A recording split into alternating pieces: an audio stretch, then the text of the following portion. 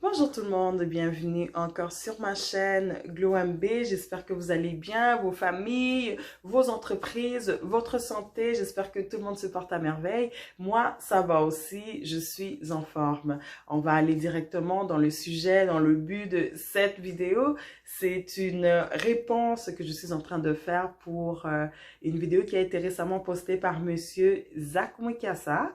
Le sujet de cette vidéo, c'est les femmes, soyez soumises.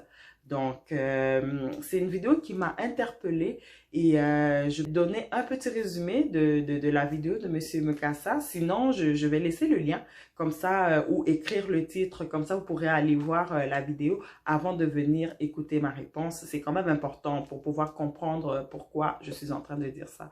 Donc, dans la vidéo de Monsieur Mwekassa, il parle du fait que la soumission de la femme dans la culture africaine générale est vraiment très importante et que ça fait vraiment partie de la structure de la famille africaine qui a le père, la mère et les enfants.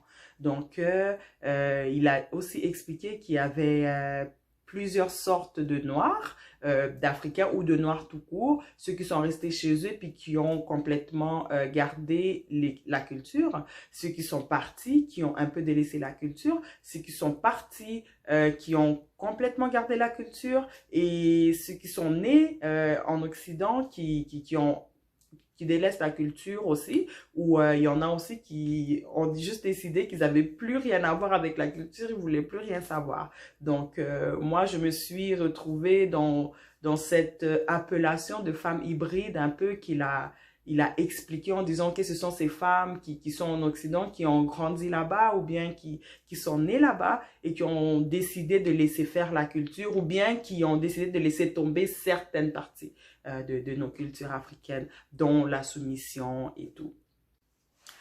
Ma réponse par rapport à ça, Monsieur Mwekassa, c'est que cette version hybride, comme vous l'avez dit, de la femme qui a grandi en Occident ou qui est née en Occident puis qui a abandonné ou qui ne respecte plus vraiment sa culture est peut-être mal vue.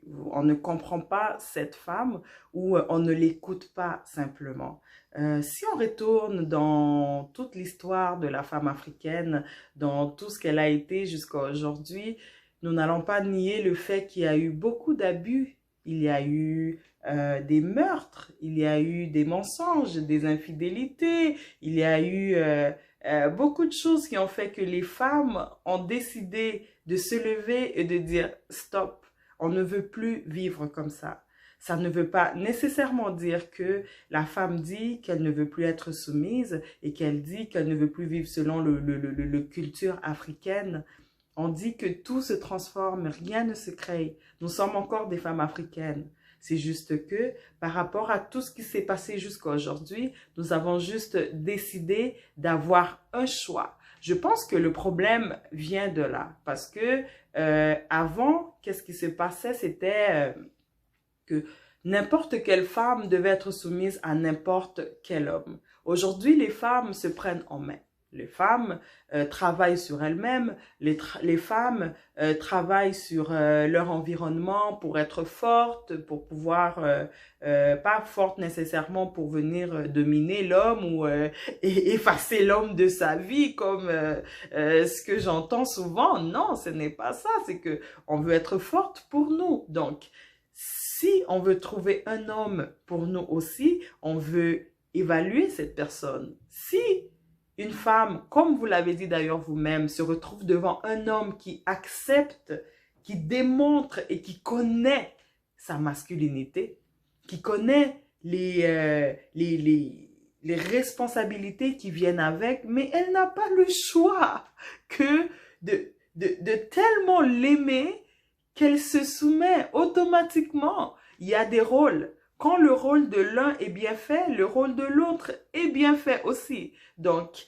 je pense que c'est une question vraiment que juste la femme a décidé de faire un choix. La femme a décidé de pouvoir décider à qui elle voulait donner cette soumission-là. Et c'est ça qui fait mal, au fait. C'est ça qui fait mal. Dans l'histoire de la femme africaine, comme je l'ai dit, on a utilisé beaucoup de choses. On a utilisé la culture, on a utilisé la religion, on a utilisé beaucoup de choses pour venir dire à la femme, à chaque fois qu'une femme voulait se lever pour dire, ok, non, ça c'est pas bien, oh non, tu dois être soumise, on la faisait taire. Puis c'est ça qu'on ne veut plus. Je sais que vous avez expliqué que c'était pas une façon de faire taire la femme ou bien son vouloir ou quoi que ce soit. Vous, peut-être pas.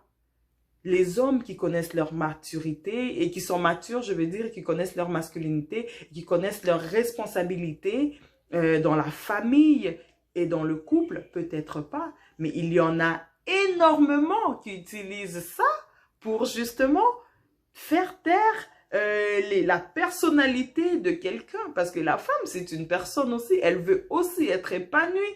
Elle veut aussi avancer. Elle veut aussi vivre sa vie. Donc, s'il y a toutes ces personnes qui veulent les taire, qui veulent profiter de leur faiblesse pour pouvoir les prendre pour n'importe quoi, mais c'est normal que la femme décide de se lever. Mais on peut bien parler des femmes qui ne veulent pas se soumettre, qui ne prennent pas leur place de femme, parce que j'avoue que ça existe, je le sais.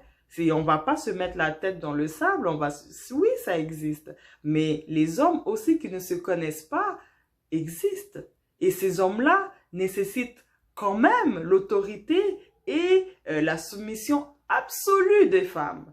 Ce qui est très dangereux, ce qui emmène à des abus physiques, à des abus émotionnels, ce qui emmène à les gens qui ont leur vie complètement détruite parce qu'ils ont vécu une situation tellement traumatisante avec des psychopathes et tout. Donc, c'est dangereux avec tout ce que la femme africaine a subi de dire aujourd'hui que cette même femme qui veut changer les choses pour elle, pour ne plus souffrir, et maintenant une personne à dire oh comment vous avez appelé ça, cela, leur zone là, vous comprenez, c'est triste, c'est vraiment pénible de voir que nous sommes considérés comme ça alors que nous sommes le fruit de ce qui s'est passé, ce que l'homme africain a fait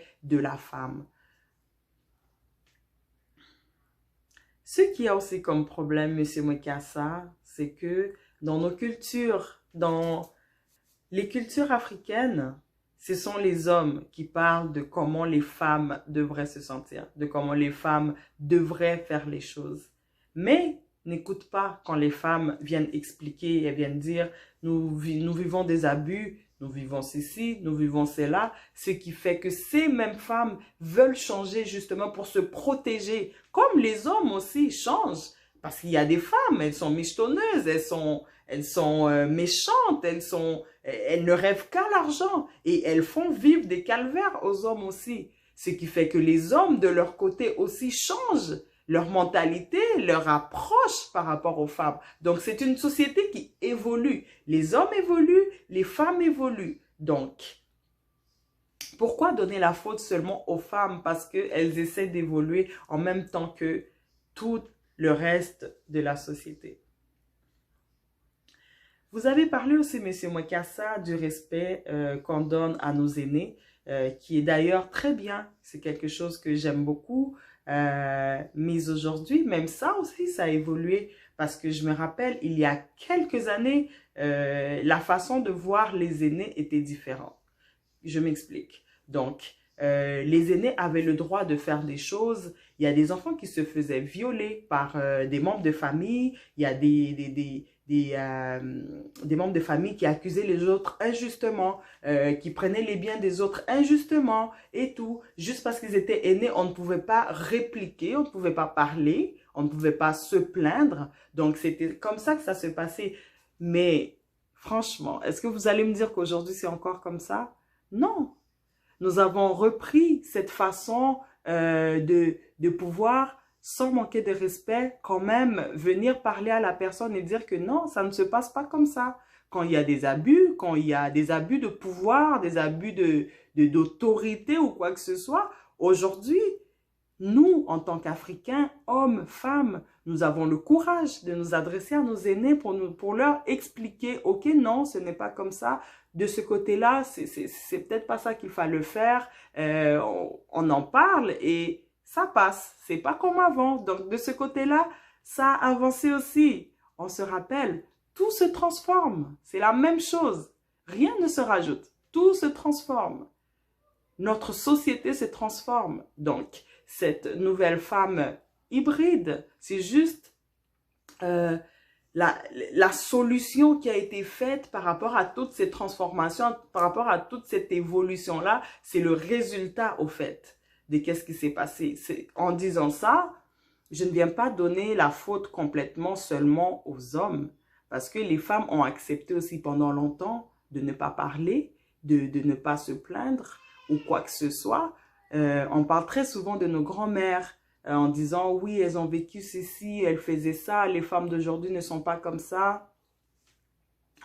Mais est-ce que quelqu'un a déjà pris le temps d'aller sonder ses grands-mères, sonder leur cœur, savoir ce qu'elles vivaient, est-ce que ça les arrangeait? Vous avez expliqué, M. Mokassa, qu'il y a des personnes qui parlent de leur mère qui serait peut-être restée à cause de l'argent. Oui, c'est vrai.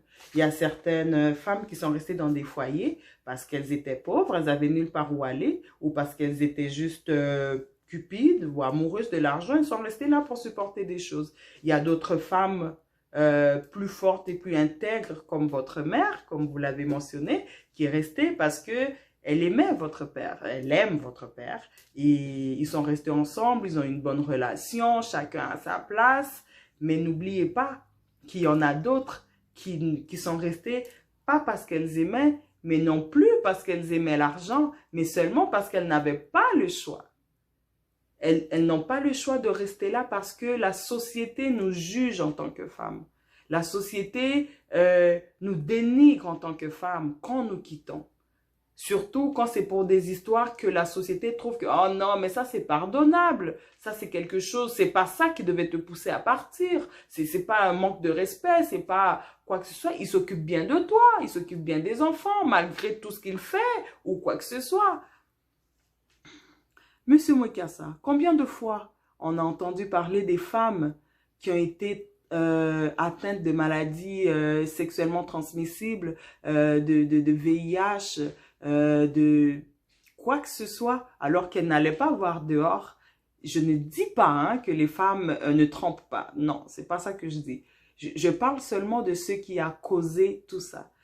Elles se sont retrouvées dans des situations où elles ne voulaient pas être malgré elles, seulement parce qu'elles devaient être soumises et respectées et continuer à rester avec un mari qui ne se respectait même pas lui-même puis qui ne prenait pas les responsabilités de sa masculinité et de son titre, son rôle de chef de famille. Combien de fois? Combien de fois des femmes ont subi de la violence physique?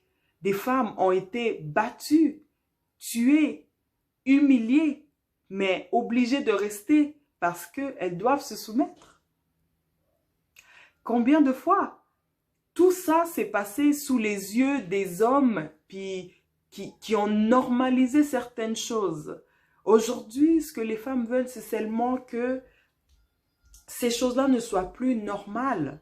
Que les filles qui sont aujourd'hui, les jeunes filles et celles qui viennent après se rendent compte que non, ce n'est pas normal. Tu peux exiger autre chose. Donc, si tu veux te soumettre à quelqu'un, il faut bien choisir cette personne. Je pense qu'il est temps peut-être dans nos cultures de commencer à préparer les hommes à la responsabilité du couple, à la responsabilité de la famille. Parce que souvent, on va préparer la femme. Souvent, on va lui dire, il faut que tu te comportes comme ça, il faut que tu fasses ci, il faut que tu fasses ça. Et l'homme, il n'y a personne. Lui, il naît avec la connaissance de la gestion de la famille. Il l'a en lui, c'est tout. Même si c'est une personne on va prendre un homme qui est instruit et un homme qui vit dans la rue, qui n'a pas d'éducation, on va les mettre tous au même point d'égalité dans ces termes-là. Ils vont se marier les deux. Les deux femmes vont être instruites. On va leur montrer qu'est-ce qu'il faut faire parce qu'elles se marient. Mais les deux hommes, on va rien leur dire. C'est juste selon qu'est-ce qu'ils ont appris dans la rue ou à l'école ou avec les amis. Donc, dans ce temps-là, la femme, elle se laisse complètement parce que c'est exactement ce que nous faisons.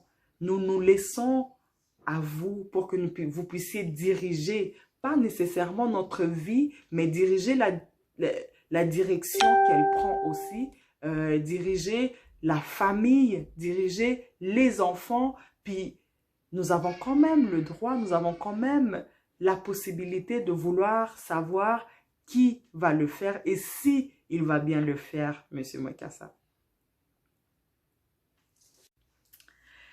Je voudrais terminer en disant à toutes les jeunes femmes, vous toutes qui vous sentez attaquées ou interpellées par ce genre de discours ou par ce genre d'accusations, de commentaires, gardez votre tête haute, prenez soin de vous, prenez le temps de choisir, que personne ne vous dise que vous devez vous accommoder à la culture et faire une chose que vous ne voulez pas faire. Il faut être sûr, c'est votre vie, vous n'en avez une seule. Choisissez de bien la faire, choisissez de la faire avec une bonne personne, avec la bonne personne. Il n'y a pas d'âge, il n'y a pas de honte, il n'y a pas de quoi que ce soit. Prenez le temps, faites attention à qui vous choisissez de donner votre soumission, à qui vous choisissez de donner votre respect absolu. Faites attention à vous.